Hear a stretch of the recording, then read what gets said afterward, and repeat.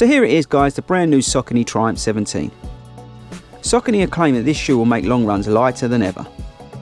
The Triumph 17 is Saucony's most cushioned shoe, giving you everything you need to cruise through those long runs. Apart from dropping more than an ounce in weight, the big news is the update in the new midsole. The Power Run Plus midsole is still TPU, but instead of Everrun, as in the ISO 5, it is a new heated and expanded TPU bead-based material called Power Run. This Power Run Plus midsole is designed to give you a springy and responsive underfoot feel that keeps you strong and feeling fresh. Form Fit acts like a luxury bucket seat for your foot, conforming to you for the perfect fit and providing comfort from every angle. The upper is similarly soft and flexible. Engineered mesh moulds around your forefoot and midfoot for a snug fit. The outsole combines areas of firm rubber at the heel and toe with softer crystal rubber elsewhere. The shoe is for you neutral runners with an 8mm offset and weighing in at 10.7 ounces. Right guys, so the Saucony Triumph 17, super excited to try this shoe, brand new to Saucony. Matt, the proper jogger, is a big fan of Saucony, so I've always kind of looked at them and wondered about them, and now I'm going into marathon training where I'm rotating some of my shoes around. I was keen to get a pair of these on board to try them out to see if they work for me. I'm looking for something that I can do my long runs in and something I can use as a daily trainer. Preferably with a decent amount of cushioning and energy return at the same time, if that makes any sense. And I think you can get that from quite a few shoes now with the latest technology. Decent outsole is key. Lightness, yeah, it's not the end of the world. And the upper breathability is always a plus. But again, because it's winter, it's colder, not the end of the world. It's more about something I can put miles into. So that's where this came in. So, mentioned it in a minute ago. This has got the new Power Run Plus, midsole, which is interesting. It looks a bit like the Adidas shoes. The upper's been totally changed, which is cool. The lacing's great.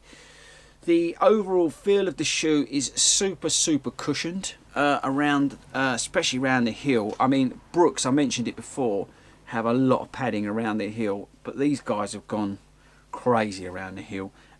It looks really like springy, but actually this is quite hard. It's very much like the New Balance 1080 V10. That looks like it's going to be really squishy, but it's not. These are the same thing here.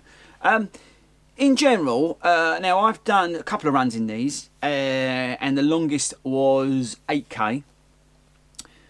The feedback I got from them, really, to be honest with you, actually I found that there's too much shoe, which may seem a bit nuts. They cut weight out, which is great. 10.7 ounces I can live with. But there seems a lot of real estate with this shoe. And I really, for me personally, I felt like there was almost too much padding, which some people might enjoy. But for me, even around here, inside, there just seemed to be too much cushioning around my foot. Now, obviously, I've only done a few runs, and this is gonna, you know, blend into my foot, which is great. But it just seemed like a lot of shoe on my foot. Now, I'm not a minimalist runner or anything like that. And you guys know now that I'd say I'm a heel striker, so you know, this sort of shoe really should suit me down to the ground. And I felt the ride was nice and comfortable. You know, it was springy, probably the best word to describe it. I wouldn't say the shoe felt light when I was running in it, but like I said, it's not the end of the world. The outsole was providing enough grip, but yeah, it just felt like I had a really clumpy shoe on, and that's a problem for me. Again, I compare it to the Asics Glide Ride, which you guys know that I'm in love with, and to be honest with you, I think the Glide Ride still is a much better shoe than this. This is great in the respect of what it does with regards to the midsole and the upper, but I just got a real problem. Even the tongue, look, it's just so thick.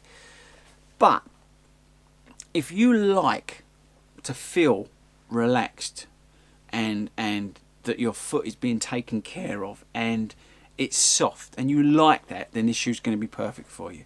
But for me personally, there was just a little bit too much going on around here, and that, as I say, that's I don't like to feel my shoes when I'm running them. I like to feel energy return, and I like to feel that I'm getting a bit of spring, and you know, and I'm not really thinking about them.